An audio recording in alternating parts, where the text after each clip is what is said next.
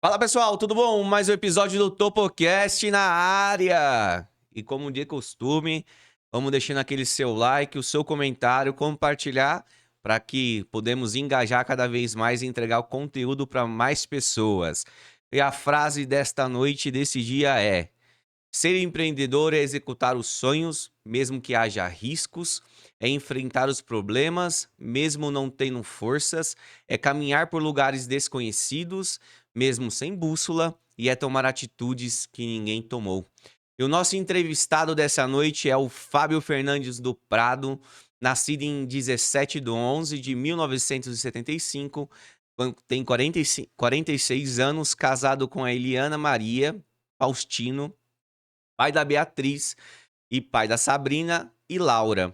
Morador de Poá há 40 anos, contabilista, formado pela Escola Estadual Jornalista Paulo Eduardo Olinto Heder, advogado, formado pela Universidade Brás Cubas, turma de 98, empresário no ramo de contábil, desde 94 pela MP Com Assessoria Contábil, eleito contabilista do ano de 2006 e 2015, vice-presidente da Associação Comercial de Poá, gestão 2010, 2014 e 2018.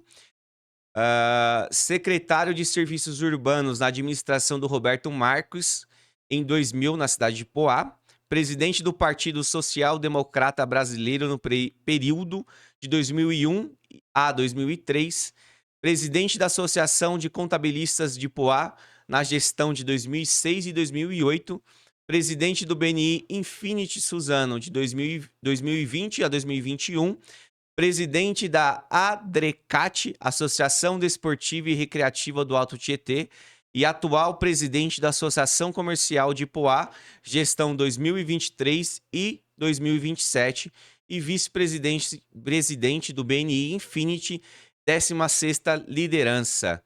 Tudo bom, Fábio? Tudo bem, Lucas. Prazer estar aqui. Ô, bacana. Vamos lá, Fábio. Por que você decidiu ser contador, ingressar na carreira de contabilista? Cara, contador é um ofício realmente que veio do meu pai, né? Meu pai também é contador. Na época ele era contador mais de empresas, né? Assim, não de empresas. Ele trabalhava dentro de uma empresa, né? Ele era o contador de uma empresa e tinha alguns clientes que ele atendia, eventualmente amigos, né? O pessoal mais do convívio. E aí, Principalmente no começo do ano, né, que tem o imposto de renda, sim, né? exatamente nessa época agora de março a abril, né? Tem bastante movimentação. Então foi isso. Eu gostava muito de computador. Nossa casa lá no nosso bairro, na Pirracini, foi uma das casas que teve o primeiro computador da época. Meu pai era muito aficionado por isso, né? Até pensei em ser programador, mas vi que a contabilidade era o caminho mesmo. Bacana, bacana. E aí, por que decidiu fazer a advocacia?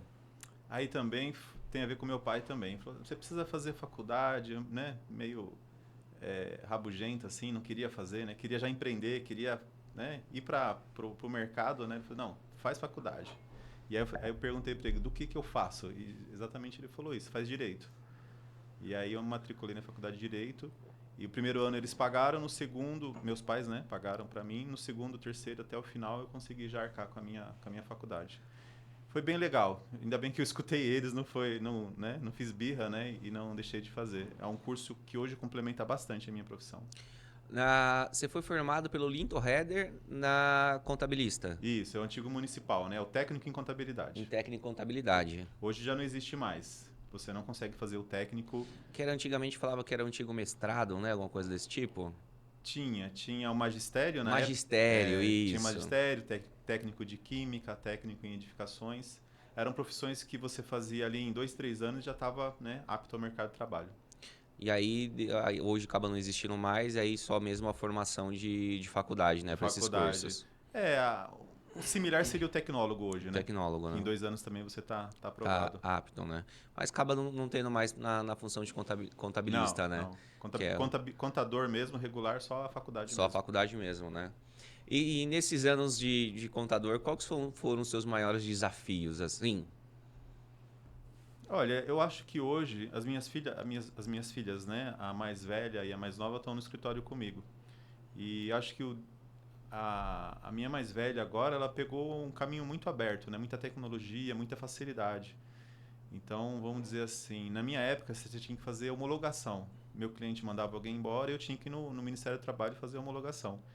E eu tinha um cliente que era no Itaim Paulista e tinha que fazer lá para aqueles lados. E começava o atendimento 6 horas da manhã. E eu tinha que estar lá 5h30, 20 para 6, para tentar pegar uma senha para Para atender. tentar fazer a homologação o quanto antes. Exatamente. Então, e aí às vezes, né, o Brasil é baseado em burocracia. Então, às vezes tinha algum erro de digitação, alguma coisa que faltava, Tinha que voltar para tinha trás, que voltar para trás. refazer. Às vezes eu perdia inteiro, o dia inteiro, né? Eu perdia para fazer uma homologação. Então, eu já cheguei a entregar a declaração de imposto de renda quando podia até meia-noite nos bancos. Eu cheguei 11h30, tá lá entregando declaração.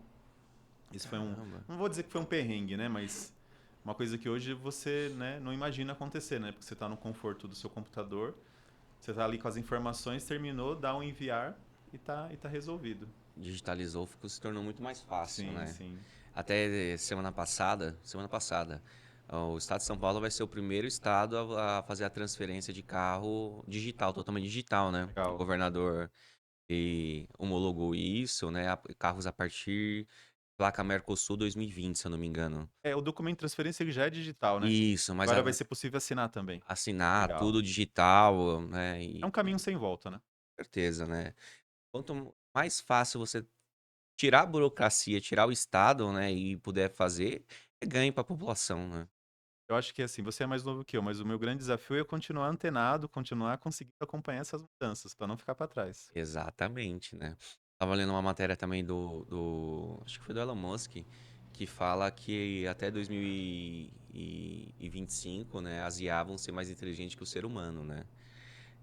Mas elas não são inteligentes pelas informações que tem pela rede, né? Ainda vai ter que ter as pessoas para poder mostrar o caminhos para elas, né?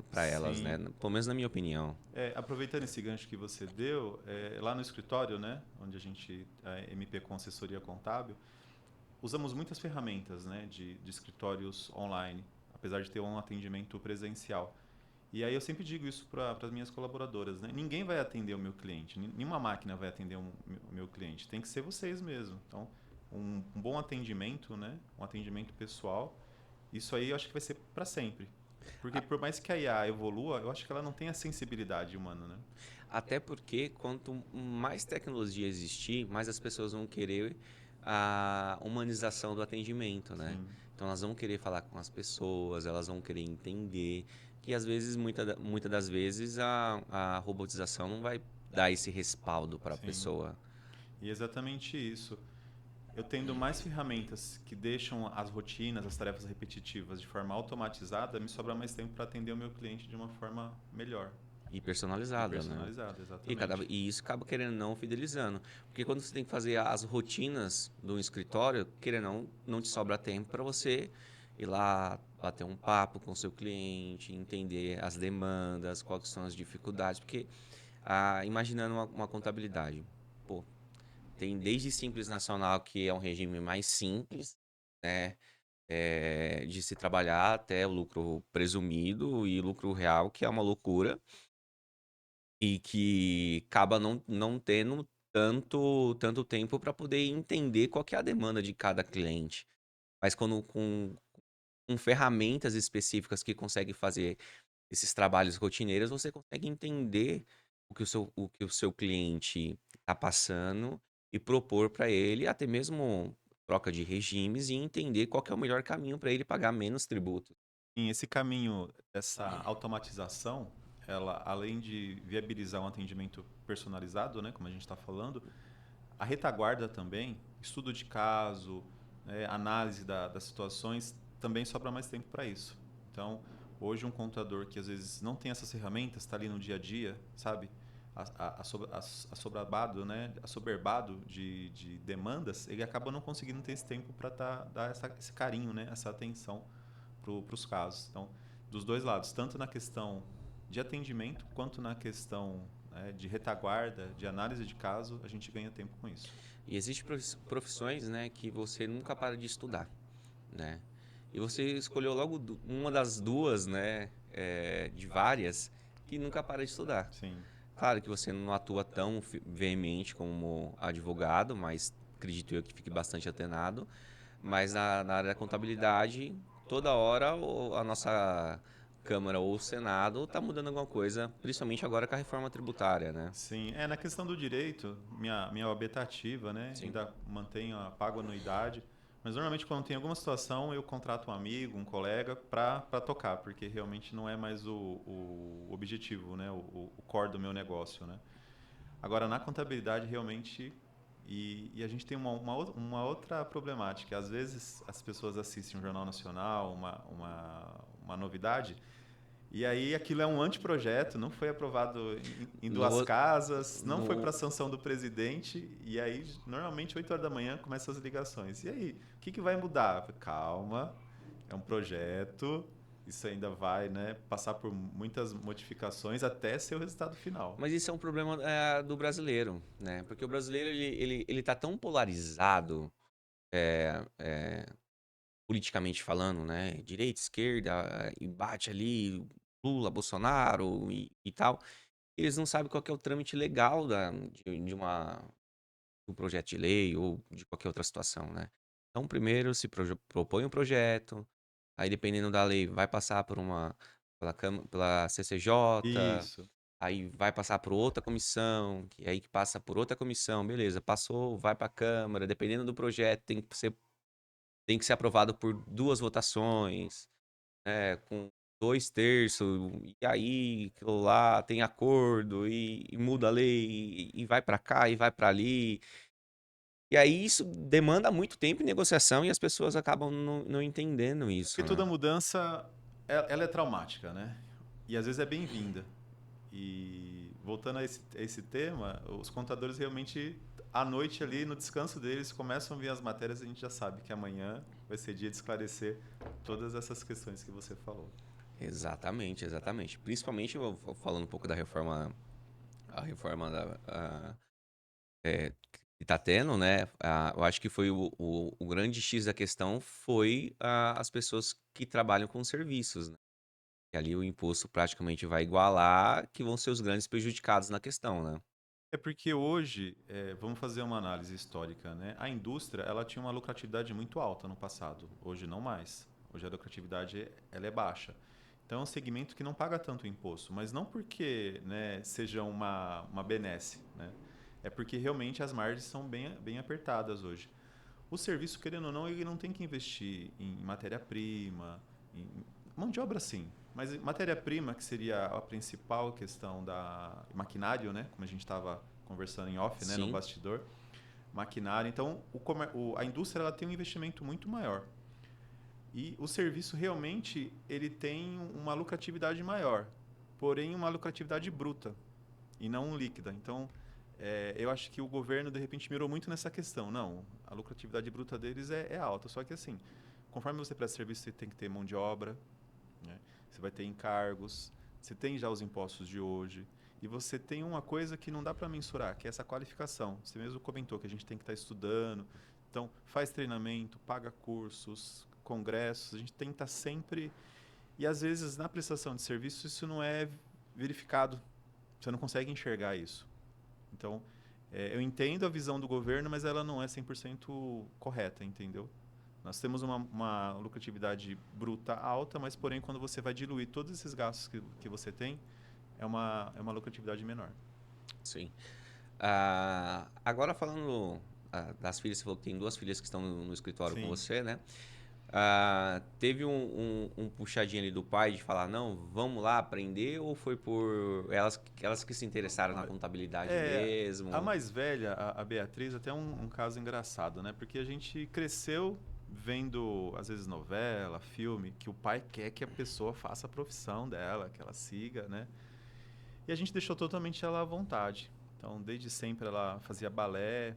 A gente acredita, né? Pai sempre acha que a filha é a melhor, né? Mas ela foi em alguns lugares, teve algumas premiações. E ela, no último momento, ela ganhou uma bolsa para ir para a França, para estudar lá numa escola de Paris, que até tinha um vínculo com a Ópera de Paris. E ela ficou na dúvida. Ela falou assim: vou, não vou? Aí eu disse para ela: olha, vai porque o momento do balé é agora. Se você for e não gostar, o escritório daqui a 10 anos vai estar aqui te esperando, mas o balé é agora. E aí foi muito engraçado. Ela foi, era para ficar 10 meses, ficou 6, voltou e falou assim: vou trabalhar com você, vou fazer contabilidade. Ela se forma agora, nesse semestre, em contabilidade. Então, eu deixei à vontade, né? E ela acabou voltando, né? A minha do meio é da área de TI, ela ama, né, programação, tá fazendo estágio numa empresa em São Paulo, né? Tô bem orgulhoso dela também, tá ali focada, né, querendo mostrar trabalho. E a minha caçula de 16 é mais da área de artes, então até tive uma reunião antes de vir para cá, questão de Instagram, post, essas coisas, ela vai começar a desenvolver lá internamente junto com a gente. Então, tudo que o pai quer, né? É os filhos todos juntos, né? Embaixo da asa, né? Ah, sim, né? E mas graças a Deus você deu essa autonomia, né? E para ela poder fazer, e ela viu que queria fazer isso mesmo, né? Que é a Sim, contabilidade. Porque tem que gostar de contabilidade, né? tem, tem. Porque é muita coisa. Eu mesmo com. Rapaz, eu não entendo muita coisa. O contador meu vem aqui, explica, explica, explica, e aí.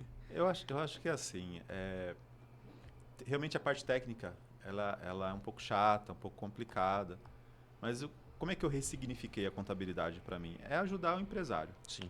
Então, assim, eu conseguindo ajudar, né, você a ter a melhor lucratividade, melhor tipo tributário, né, até mesmo como você comentou, às vezes numa questão de funcionário, às vezes numa questão de processo, que eu consigo ajudar, né, eu e a minha equipe, né, eu fico bem satisfeito. Então, hoje, eu acho que não só a contabilidade, a gente ajuda essas empresas a prosperar, né? Isso faz bem, ajudar faz bem, né? Sim. E, na sua opinião, qual que é o maior erro do empresário? Olha, eu vou explicar o que a gente vê do empresário hoje, né? Até para ter uma base do porquê talvez eu não te responda a sua pergunta. Porque assim, hoje o empresário, até o texto que você leu no começo do podcast é bem isso. E ele não tem opção, vai.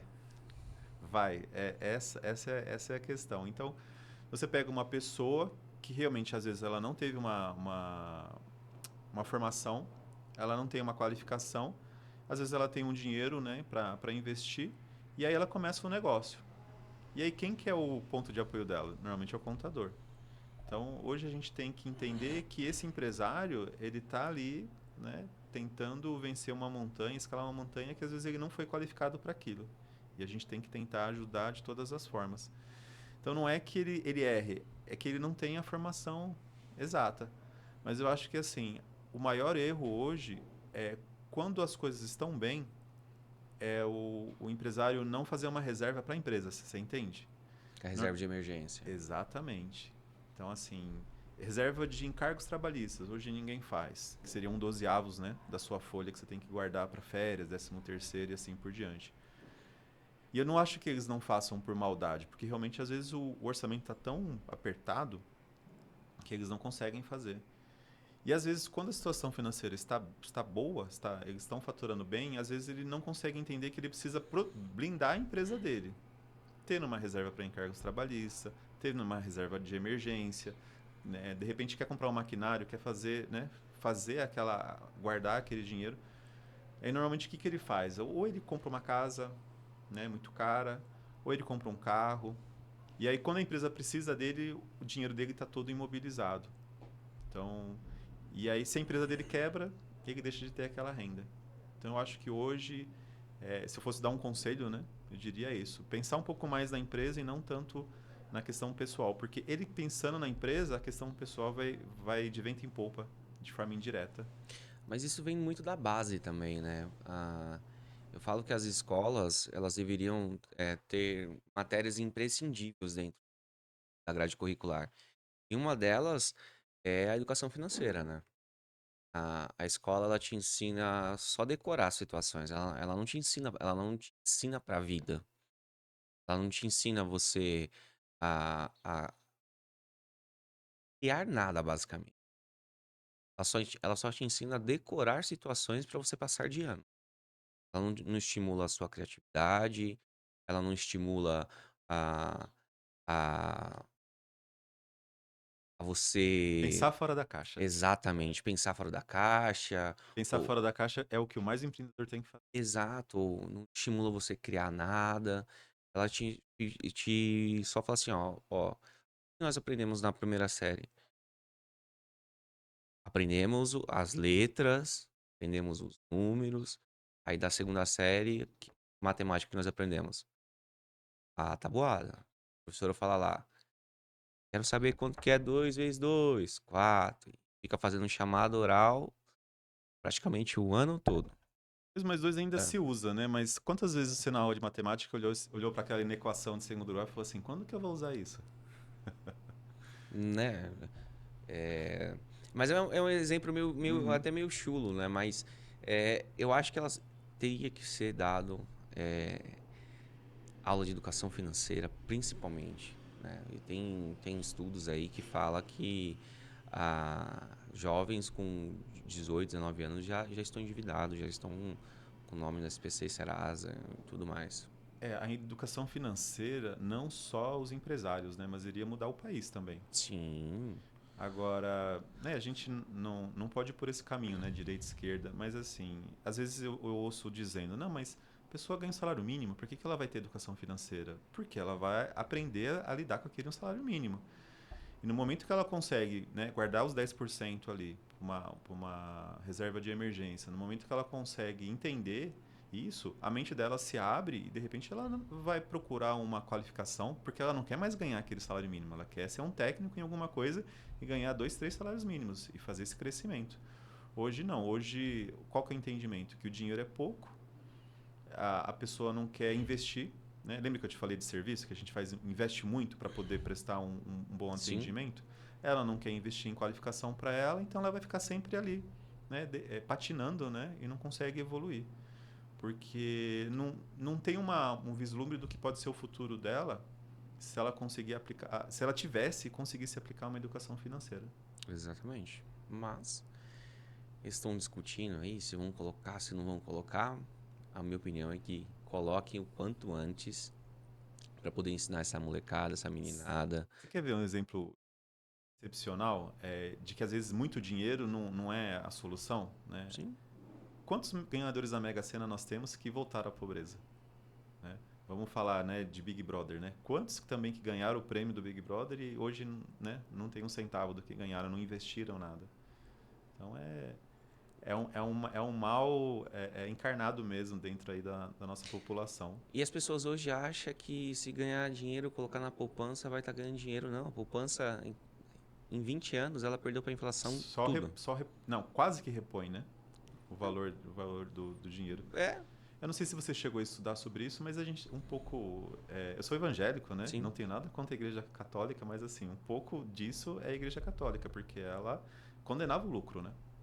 Então você não podia emprestar dinheiro a juros, você não podia vislumbrar, né, o lucro, porque era uma coisa como se fosse pecado, né? Então isso ainda, né, meio que ali no nosso subconsciente, mas ainda reside isso. é complicado demais, né? E aí tem muitas pessoas que, aí falando de lucro, né? Você falou da Bíblia, que foi muito falar, mas tem muito dinheiro também, e aí pega aquela palavra, a passagem bíblica, né? Mas é mais fácil o Exatamente. Aí camelo se passar baseia no. nessa. Mas aí tem aquela passagem dos talentos, né? Com quem Exato. que Jesus brigou? Aquele cara que enterrou o Enterrou um talento. Quer talento. dizer, ele não fez aquilo circular, não gerou lucro. Não... Exatamente, né? Então é Mas tem interessante. que. Eu acho que as pessoas elas têm que. Elas têm muitos talentos dentro delas, né? E elas têm que deixar aflorar isso. Tantas pessoas que, cara, são extraordinárias. Eu falo que eu tava jantando com a minha esposa sábado. Sábado, tava jantando com a minha esposa em Mogi. E aí veio um menino vender chocolate, eu comprei o chocolate dele e tal. E aí eu falei pra ele, rapaz, não desista. Era um menino, tinha o quê? Uns 16, 17 anos. Eu falei pra ele assim, ó, 10 anos atrás, tava na sua situação. Tava vendendo chocolate e bala no trem.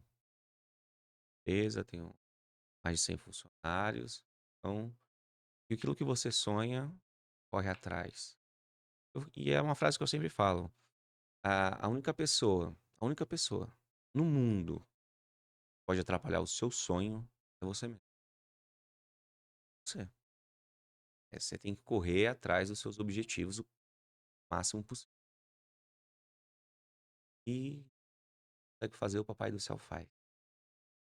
Se a gente tiver fé, né? Você falou, força de vontade e tendo fé, acreditando, né? Realmente as montanhas se movem. Eu não sabia desse detalhe da sua história. Legal, muito bom. Sabia não? Não, não. Incentiva os outros, né? Porque Sim. todo mundo olha pra gente, né? E fala assim, não, o cara tá bem e tal, mas ninguém sabe de onde a gente começou, né? É, Como que a gente começou, o que que a gente fazia, né? E é. às vezes, o que que eu vejo muito hoje? Essa geração nova, né? Ah, não consegui. Não vou tentar mais. Tá, mas você não conseguiu por esse caminho. Você tentou esse outro caminho? Não é o que você quer? E aí a gente gera essa frustração, né? Eles acabam não conseguindo o que eles querem, mas eles não entendem que tem que ter uma força de vontade muito grande para conseguir. Eu acho que, na verdade, nós estamos vivendo um- uma época de pessoas que não persistem. É mais fácil desistir.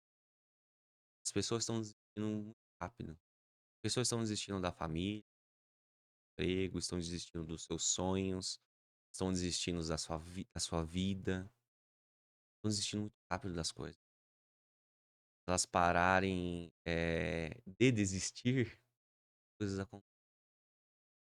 Ninguém disse que seria fácil. Ninguém disse que cairia do céu.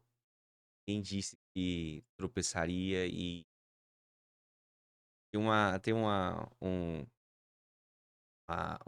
situação, né, que na Sagrada Escritura mesmo fala, né, que tudo pode durar uma noite, mas a alegria virá pela manhã. E aí as pessoas falam assim, pra mim, mas espera lá, Deus não falou qual amanhã que vai vir a sua alegria. Tudo há um tempo determinado. Vou esperar. E não é o tempo da pessoa, é o tempo de Deus.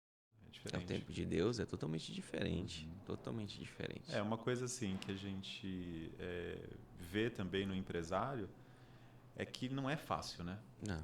Não é fácil. E por mais que, né, você com o seu tempo de fábrica, eu com o meu tempo de escritório, todo dia é um desafio também. Todo dia é um desafio. Então não adianta a gente sentar nas nossas conquistas e achar que tá tudo bem. Pro pessoal que joga videogame, né, é fase mesmo. Cada vez vai ficando mais difícil. E aí, só que você fica mais experiente. Exatamente. Então, e aí você tem ferramentas para conseguir passar aquela fase. Não vou dizer com facilidade, mas nossa, aqui eu sei o atalho, por É. aqui eu pulo essa pedra. Então, Eu tava conversando, acho que semana passada, retrasada, não sei com quem, não lembro agora. Eu falei assim, rapaz, mas se eu tivesse a cabeça que eu tenho hoje, mas se tivesse cabeça, não tem como. Você tem que passar por tem. as situações, não tem como você burlar a situação. Se você não teria a cabeça que você tem hoje se você não tivesse passado, igual eu. Eu não teria a cabeça que eu tenho hoje se eu não tivesse passado pelos 10 anos ou pelos 30 anos da minha vida para mim estar aqui. Então, eu tive que passar por tudo isso para ter a mentalidade, o entendimento, a expertise, know-how. Não são coisas que dá para ser adquiridas em 1 ano, ou em 6 meses, ou em 2 anos. São coisas que têm que ser adquiridas em 30 anos. E entender também, às vezes a gente faz um juízo de valor, né? Tal pessoa é imaturo. Não é um defeito, é uma condição. Né? A pessoa, como você mesmo falou, ela vai crescendo, ela vai envelhecendo, ela vai adquirindo mais maturidade. Então, é importante a gente entender isso, que é um processo, né? É claro que tem pessoas que têm uma cabeça mais velha, já são pessoas novas, mas têm uma visão diferente. Mas cada um tem o seu tempo, né? Falando sobre empreendedores, né? Eu acho que é o Ray Kroc, né? Que é o do McDonald's, que ficou bilionário depois de 50, né? Ou o coronel lá do KFC. Então, assim, KFC. tem várias histórias, né? E não adianta você se comparar com a outra pessoa. É você, é o seu momento, né? E você que tem que desenvolver. Eu gosto muito de conviver com jovens, né? Você falou que eu sou presidente da Adrecat, é uma associação esportiva, né? A gente tem um time de basquete que hoje, por conta de não ter muito apoio da Prefeitura de Pó, nós estamos em Itaquaquecetuba. Itaquá nos abraçou e a gente está com o time lá. Então, você está com a molecada, é muito legal, né? Você até rejuvenesce. E mesmo com a minha filha, às vezes a gente sai, ela leva os amigos, já fui assistir show de rock com a minha filha, então eu acabo tendo um relacionamento também com os amigos dela. E querendo ou não, a gente é destaque, né? Pela história, pela idade. E aí um amigo dela me perguntou assim, se fosse me dar um conselho, né? Qual conselho você daria, né, para mim, né? Aproveitando aqui, né, dando um conselho para todo mundo. investir em comunicação. Ah, como assim comunicação? Se comunicar mesmo, né? Aí eu falei para esse amigo da minha filha, eu falei assim, quantas vezes você já teve numa reunião, o cara sabe menos que você, é menos capacitado, mas ele se comunica melhor. Ele faz a interlocução melhor, ele conversa com a diretoria, conversa com a outra parte, e ele não acaba virando o gerente do projeto, coisa que equivale? Ele falou assim, é verdade. Então, começa a se comunicar, começa a entender essa questão da comunicação, que é o que vai te dar o grande diferencial de vida. E hoje, infelizmente, eles não sabem se comunicar. E eu falo que não só não sabe se comunicar, como a a comunicação ela não é somente falar, mas como falar também. Sim, É. E como que você aprende como falar? Lendo. exatamente. As pessoas não estão lendo. Sabe fazer colocações bem certas, ler, li ler livros, sabe, ah, certinho. Não, Os lê. clássicos, né, que a gente lia na Isso. escola, né? Não Não, precisa ser nada não. disso, né? Não, lê Bíblia, lê conto, lê história, quadrinho, lê. Pode colocar numa outra situação. É como quando você quer criar músico, você vai na academia, né? Exato. E quando você quer adquirir comunicação, você vai para a leitura. Exatamente. Então, eu acho que é basicamente isso, né?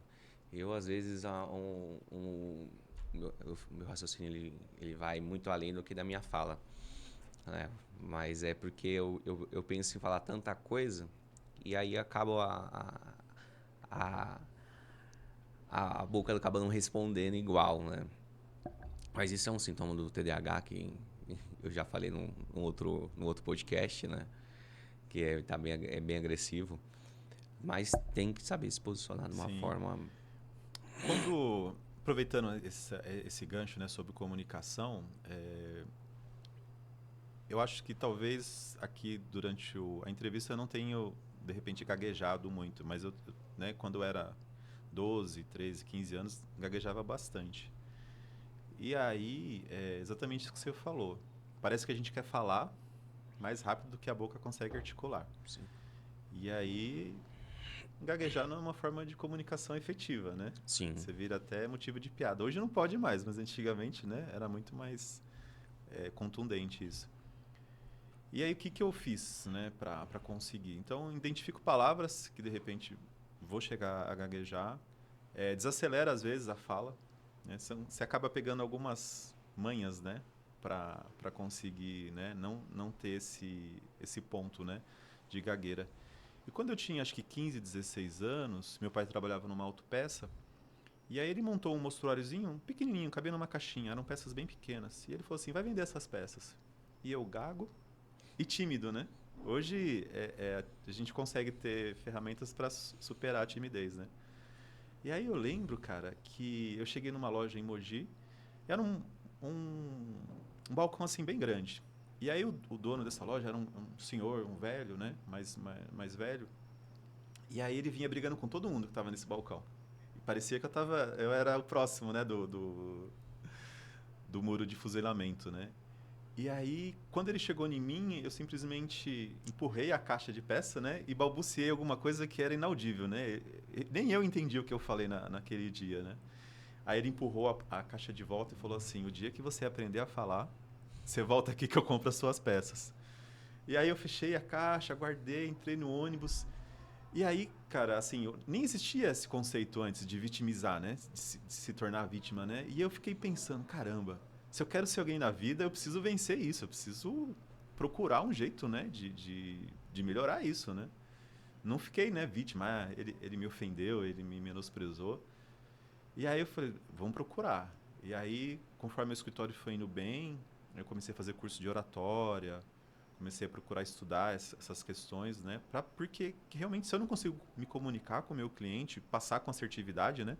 Como você mesmo disse, né?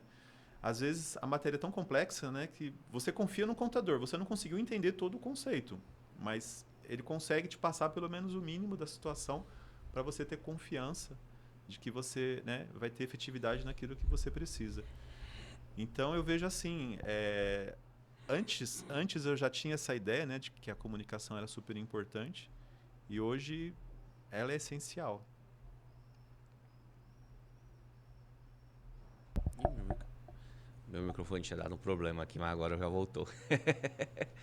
Não, mas a comunicação ela é o primórdio de tudo, né? É o principal de, de qualquer situação. E assim, só um detalhe, eu não culpo os meus colegas de profissão, mas às vezes eles estão tão atarefados, né, com toda essa burocracia, que não consegue dar um atendimento legal para o cliente, essa comunicação. E às vezes eu recebo novos clientes com essa reclamação. Não, ele fazia tudo certinho, mas eu não conseguia ter uma comunicação assertiva com ele. Eu não conseguia entender as coisas que ele falava. Ele não, eu tinha medo de falar com ele. Então, fica uma dica aí para os contadores também, melhorar essa questão, né? Conversar melhor com os clientes, que na verdade é aquilo que você falou, humanizar, né, o atendimento, né? Sim. E aí nós temos um período aqui também, né, que você foi secretário de Serviços Urbanos na administração do Roberto Marques na cidade de Poá, né? Foram 10 meses, né? Nosso partido PSDB na época tinha essa secretaria, né? O meu amigo Vivona saiu para candidato, né, a vereador, e teve que sair da pasta, né? E eu lembro que eu comentei para ele, eu falei assim, eu não vou sair a vereador esse ano porque minha esposa tá grávida, eu quero dar atenção para ela. E ele falou assim, secretário, você pode ser? Aí eu pensei, conversei com a minha esposa, falei assim, vamos encarar essa. Aí eu assumi essa pasta. Foi um período muito curto, né? Acredito que o volume pluviométrico da época, né, as chuvas, né, foi pequeno, mas a gente não teve, né, enchentes. Mas também a gente fez uma lição de casa. Nós, na época, desassoreamos todo o córrego Itaim, desde lá de Ferraz até, né, chegando no centro da cidade. Nós tínhamos acho que é o Leão, que trabalhava com a gente na secretaria, fazia um excelente trabalho limpando as bocas de bueiro também. Limpava ela todinha, então foi um ano que não teve enchente, graças a Deus. Né? E foi uma passagem interessante. A política, ela é difícil, ela é muito difícil. Então, é até uma coisa engraçada, né? O meu partido tinha a cadeira, né, da serviços urbanos, e eu estava ali representando o PSDB, mas em determinado momento a eleição começou e meu partido rompeu com o Roberto Marques. E mesmo assim, eu me equilibrando, né, fazendo ali a administração, consegui me manter, porque era para não ter mantido, né? Era para ter acabando sair, né, do governo. Mas eu consegui chegar até o final, né, conseguimos fazer um bom trabalho, mas não é para amadores, viu? O negócio é difícil. Acabo imaginando, né, que puta de um desafio também. Sim, sim. Não é fácil. O exemplo que eu dou, muito tranquilo, queimou uma lâmpada na sua empresa, você vai lá, pega o dinheiro do caixa, compra a lâmpada e troca. No poder público, não. É licitação, é empenho, né? E aí até chegar, até o seu fornecedor receber, é complicado. Para quem trabalha que nem a gente na iniciativa privada, às vezes não tem muita paciência, não. É, é muita burocracia, né? Essa é a realidade. Sim, E hoje você é presidente da Associação Comercial de Indústria e Comércio da cidade, né? sim. Já tá. Fez um ano, né? Fez um aniversário de um ano aí. E conta um pouquinho mais para nós o que é a Associação Comercial da cidade. Então, a associação, ela é um ponto focal, né? Os empresários da cidade conseguem ter ali uma representação. Então, a gente é respeitado pelo poder público. Quando a gente, né, tem uma situação, conseguimos falar com a prefeita. Segurança é um item que estava pegando muito para os empresários. Conseguimos falar com o delegado, o secretário de Segurança Pública, até a própria Capitã Merise, né, da Polícia Militar, que, né, deixou aqui a cidade agora, né, deixou o comando. A gente conseguiu fazer toda essa gestão. Então, realmente a gente consegue representar, né, toda a vontade desse empresariado. Lá nós temos as questões dos treinamentos. É interessante isso, que a gente consegue identificar as necessidades e trazer alguns treinamentos que normalmente são totalmente gratuitos. Então é importante quem está ouvindo esse podcast, né, seguir as redes sociais da associação, porque geralmente tem algum conteúdo que é interessante. Marketing, vendas online, nós tivemos um sobre manipulação de alimentos também. É bem interessante. Temos os produtos regulares, que é a consulta de SPC, né, quando a pessoa quer vender a crédito. Interessante, nós temos estagiários Então, você quer ter uma contratação de um funcionário que às vezes você não consegue pagar o piso, dá oportunidade para um jovem em aprender o ofício, né, com um salário, uma bolsa na verdade, né, é um valor menor que o salário de mercado. Temos também a FAC, que é uma faculdade, né, que é da Facesp. Então, consegue fazer contabilidade online, consegue fazer técnicas administrativas. É bem interessante. Essa parte é que me chama mais atenção, porque você transformar a vida de um jovem, você sabe que você está transformando a vida do país, né, da Sim. nossa região inteira. É um desafio, nós temos o SEMEC também, o Conselho da Mulher Empreendedora, com as atividades que elas acabam fazendo, a gente dá todo o apoio para elas, né? Então é um desafio também. Mas eu acho que a associação comercial ela é uma entidade privada com interesse público. Então você consegue fazer as coisas acontecerem de maneira mais rápida. Você não tem o mesmo orçamento de uma prefeitura. Mas naquilo que você consegue, né, às vezes com parcerias, com patrocínio, você acaba conseguindo realizar muita coisa. Bacana. E hoje você já foi presidente, mas hoje você é vice-presidente do BNI também, né? Isso. O BNI, para quem não conhece, é um grupo de networking. Então a gente entende que quanto mais pessoas eu conheço e quanto mais pessoas me conhecem, né, a gente consegue ter uma rede de contato, né? A gente usa muito a questão da aranha, né? Ela vai construindo a teia dela e normalmente ela não precisa sair para caçar para o alimento dela. O alimento dela vai cair naquela rede. Então no momento que você constrói a sua rede, né, você vai tendo a prospecção de clientes de forma meio que automática. É bem interessante. Eu estou há 8 anos, não é pirâmide, não é marketing multinível, mas é um negócio que demanda tempo. E nós nos reunimos toda quinta-feira, às 6h30 da manhã. A reunião acaba por volta de 8h30, 9 horas. Mas nunca ninguém vai embora nesse horário. O pessoal continua fazendo conversas particulares. Porque na medida que eu te ajudo, você me ajuda. Ou mesmo se eu te ajudar e você não conseguir me ajudar, mas o grupo visualiza essa ajuda e me ajuda também. Então é um negócio muito interessante. Além dessa questão de trazer mais clientes para o meu escritório, também mudou um pouco a minha cabeça. Abriu um pouco, né? Porque você tem contato com vários empresários. É como se fosse meio que um MBM, né?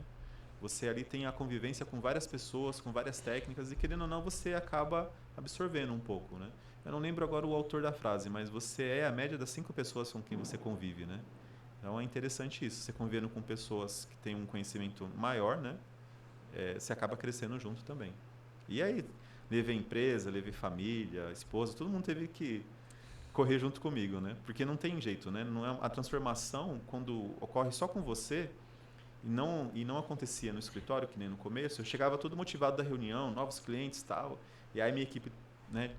De careta, né? Tipo, mais cliente, mais trabalho, graças a Deus, né? Então tive que converter também eles para eles entenderem que isso é um processo de construção e de melhoria para todo mundo, né? Então foi bem legal. 8 anos, renovei e não tenho prazo para sair, né? Tô fazendo a qualificação da minha filha, da mais velha, né? Da Beatriz. No momento que ela estiver certa, eu não vou sair, eu vou deixar ela como titular, mas vou estar sempre acompanhando. Porque é um costume, né? Toda quinta-feira eu tô lá. Eu acho que se eu sair, se eu puxar a tomada, eu vou sentir falta, não vai ter jeito. Ah, sim. Já virou rotina, né? E as pessoas que estão ali também já não, já se tornaram, vamos dizer assim, da família, né? Podemos dizer, né? Tá Exatamente. há 8 anos ali convivendo, vivendo. As minhas meninas, 8 anos, né? Então a minha mais velha tem 16, porque ela tinha 8 anos, né? E eu acho que foi ela que falou essa frase, né? Porque tem os eventos, tem o happy hour, a gente está Sim. sempre conversando porque ali é que acontece, né? As situações. E a minha filha falou assim: a outra família do papai, o BNI, ao ciúme. Porque realmente a gente acaba se tornando uma família mesmo. É bem interessante. Tem as pessoas que entram, que saem, mas aqueles que conseguem, né, se firmar dentro do grupo acabam tendo longevidade. É bem interessante. Você já participou, né, de reunião do BNI? Já participei Aqui, tipo, do Advanced? do Advance e de Suzano Legal. O também. meu é BNI Infinity. Participei do outro de Suzano, que eu não lembro qual que é o outro grupo. O padrão. Padrão, isso. mas não é muito. E você sabe o que que é interessante nisso, na questão do BNI? Claro que está todo mundo lá para ganhar dinheiro, claro que, né, a gente tem esse objetivo, mas não como ponto focal. Tem todo um caminho que a gente segue antes e o dinheiro vem como decorrência. Como é no empreendimento mesmo. Se você começar a fazer as coisas pensando no dinheiro, não vai acontecer. Você precisa fazer um bom produto, eu prestar um bom serviço para que isso gere o retorno. No BNI você ajuda as pessoas. E isso te causa um bem muito legal. Nós temos um momento onde as pessoas agradecem. Ah, agradeço o Fábio, uma ONF, né? Obrigado por negócio fechado lá de R$ 20 mil. Cara, o cara ganhou 20 mil, mas eu fico muito feliz porque eu ajudei ele a chegar nesses 20 mil. É um sentimento meio estranho. Às vezes as pessoas de fora falam, não, como assim? O cara ganhou 20 mil, não te deu uma comissão e você está feliz? Estou feliz. Porque eu ajudei um companheiro assim com outros companheiros me ajudam. E é interessante. Um parente meu me dizia assim, o assistencialismo, né, ajudar as pessoas é gratificante. Aí eu comecei a querer debater com ele e falei assim, calma, vai chegar um momento que você vai entender. Lá na frente, né, quando você começar a fazer, você vai ver que é uma coisa muito gostosa. Estou no Rotary também, né, então aí já é um clube de serviço mesmo. É ajudar o próximo, fazer, né, a transformação dessas vidas, né? Mas no BNI a gente consegue aliar isso, fazer o bem, ajudar o colega ali, né, o outro membro e ter essa satisfação. Cria alguma coisa no nosso cérebro, né, quando você ajuda uma outra pessoa. Ah, eu gosto bastante também. E é interessante assim, você acaba praticando o BNI, né, a metodologia fora. Você não consegue sair da reunião, desliga. Não, você continua fazendo com todo mundo, ajudando o cliente, ajudando, né, fornecedores. A gente não para. Bacana, bacana. E quais são os próximos passos da MP.com aí? Tem algo, planos de expansão? Nós estamos hoje, é um caminho que eu acho que a gente está meio que desbravando. Talvez escritórios maiores já tenham, mas hoje a gente quer ser não sei se é o primeiro de Poá, mas de repente da região com um departamento de marketing mesmo. Alguma coisa voltada para a questão de Instagram, para a questão de conteúdo, profissionalizar. Porque hoje eu tenho vários departamentos: departamento pessoal, né, escrita fiscal, abertura e regularização, contabilidade, e vou ter um departamento de marketing. Então, realmente profissionalizar isso de uma forma que não fique só nas minhas costas, né? Porque hoje realmente o contador ele faz tudo, né? Ele gerencia o escritório, Sim. ele faz algumas rotinas e ainda é responsável pelo comercial. O escritório dele só cresce, né, em razão disso. Então a ideia é tentar envasar isso, né, engarrafar isso e ter um departamento que gere, né, essa entrada de novos clientes para a gente conseguir escalar. Esse é o maior projeto nosso aí. A gente espera que no próximo ano aí a gente já tenha esse departamento funcionando. Bacana, bacana. E aí, vamos chegando ao fim de mais uma entrevista. Tem mais alguma coisa, alguma consideração a dizer, algum conselho? Acho que não, Lucas. Eu acho que é isso mesmo, né? Na hora que você começa a pegar o jeito, acaba, né? Como a gente tinha brincado, né? Eu acho que foi muito legal a experiência. Eu acho que eu consegui expor, né, algumas ideias, alguns conselhos. Eu acho que é a nossa função essa, né? Quando você tem um pouco mais de maturidade, um pouco mais de conhecimento, compartilhar isso. Fazer uma explicação muito rápida do que é isso, né? É, tem uma parábola também que diz assim: um fazendeiro dos Estados Unidos, todo ano ele tinha o melhor milho da região. E aí um repórter chegou para ele e falou assim: mas como assim, todo ano? Qual que é o seu segredo? Meu segredo é que eu dou as minhas melhores sementes para os meus vizinhos. Aí ele olhou assim com uma cara: mas como assim, você dá o seu melhor para o seu vizinho? Né? O que te é mais sagrado, né? Que são as melhores sementes. E aí ele explicou para ele que a polinização ela é cruzada. Então a abelha que pega uma semente no vizinho traz para dele. Então com isso, os vizinhos tendo as melhores, ele sempre vai ter a melhor também. Então é mais ou menos isso. Quando você compartilha com o mundo que você tem de melhor, né, você sempre vai receber o melhor. Bacana demais, você tá doido. Você viu isso aí, Miguel? Ah, acho que isso dá pra nós tirar bastante entendimento e acho que as pessoas deveriam ser mais assim, né? As pessoas são muito ambígua que fala, né? Pensam muito nelas mesmo. Sim. E aí tem uma parte que é bem bacana, falando isso me lembrou, né? Qual que é o mandamento com promessa, né? mandamento, amai, Deus fala, né? Amai o próximo como a ti mesmo, né? Isso ele fala em Marcos, Mateus e Lucas. Só que em João nós vemos que ele falou, o texto ele muda. Por quê? Porque ele vendo que as pessoas elas não amam elas mesmas. Porque elas se mutilam, elas se degradam, elas se machucam. E aí vai, né? Para mais situações. Ela fala assim, e aí ele muda a frase e fala assim: amai-vos uns aos outros como eu os amei.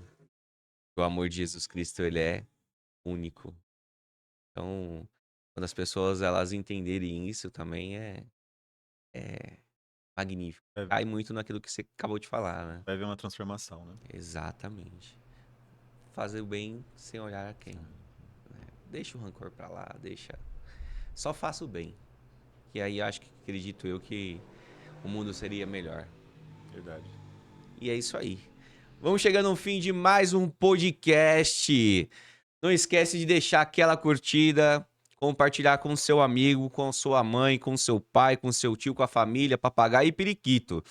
Comente, deixe seu like, que isso vai ajudar nós muito no engajamento, né não, Miguel? E é isso aí. Muito obrigado, pessoal. Boa noite e até a próxima. Tchau, tchau.